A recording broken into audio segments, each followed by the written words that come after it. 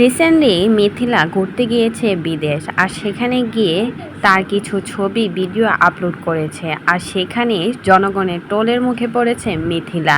যেসব পোশাক আশাক পরে ভিডিও করেছে, টোলের মুখে তো পড়বেই মিথিলা, কারণ সারা শরীরেই দেখা যাচ্ছে। কথায় আছে না, মানুষের টাকা হলে ইজ্জত থাকে না, সেই দশাটাই হয়েছে মিথিলার। টাকার মুখ দেখেছে, আর এখন আর ইজ্জতের কি প্রয়োজন আছে? শরীর দেখালেই কি হবে, আর না দেখালেই কি হবে? এমনই কিছু কন্টেন্ট ক্রিয়েটর আছে যাদের টাকার মুখ দেখলে তারা মুহূর্তের মাঝে পরিবর্তন হয়ে যায়। তার মাঝে একজন হচ্ছে মিথিলা। মিথিলার কোনো টাকা পয়সা ছিল না, হঠাৎ করে মিথিলা এত টাকার মালিক হয়ে গেল। কিন্তু ইয়াসিনও তো কোনো কাজকর্ম কিছুই করে না, বউয়ের পিছনে পিছনে ক্যামেরা ধরে বসে থাকে। যে ভিডিওগুলো আর ছবিগুলো দেখা যাচ্ছে সেই সব কিছুই কিন্তু ইয়াসিন করে দিয়েছে। ইয়াসিন যদি বউয়ের পিছন পেছন ক্যামেরা ধরে বসে থাকে, তাহলে তাদের ইনকামটা কোথায় থেকে আসে?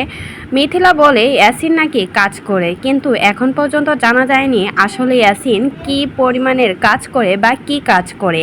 এত টাকা কোথায় থেকে আসে সেটাও কিন্তু কেউ বলতে পারে না। সবাই শুধু জানে তাদের কোনো না কোনো সাইড থেকে টাকা আসে, কিন্তু এত টাকা কোথায় থেকে পেয়েছে সেটা কিন্তু কেউ বলতে পারে না।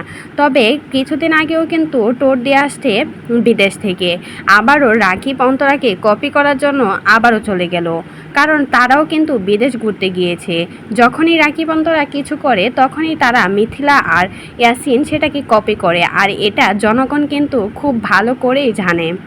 জনগণ তো মিথিলাকে একদম সাবান পানি ছাড়া ধুয়ে দিচ্ছে, বলছে এত কিছু কিভাবে করতে পারেন? কয়েকটা টাকার মুখ দেখেছেন নতুন নতুন, তো তাই তো এখন নিজেকে পরিবর্তন করে ফেলেছেন। রাকিব অন্তরাকে দেখে আপনাদের কিছু শেখা উচিত, কারণ ওরা কতদিন ধরেই বিদেশ টোর দিয়েছে, কিন্তু আপনাদের মতো এত নোংরা প্রকৃতির মানুষ কখনোই ওরা না। কারণ শরীর দেখিয়ে টাকা ইনকাম তাদের করতে হয় না, তাদেরকে মানুষ এমনিতেই ভালোবাসে। আর আপনাকে ভাবতেছেন খুব ভালোবাসে, কিন্তু আপনাকে দিন শেষে কেউই ভালোবাসে না। তো এই বিষয়ে কোনো মতামত থাকলে সেটা কিন্তু অবশ্যই জানাবেন।